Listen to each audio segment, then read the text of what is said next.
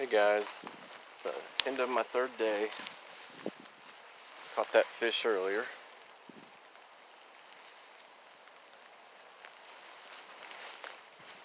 And it started raining on me, so that kind of messed things up, but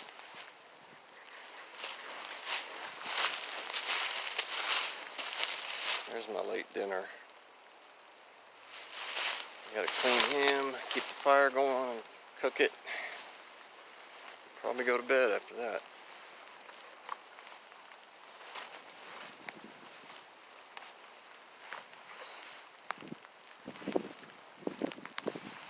Hopefully the rain will let up a little. It wasn't even supposed to rain until around midnight. It's only like 6:30 or something. I don't know. Oh well. I guess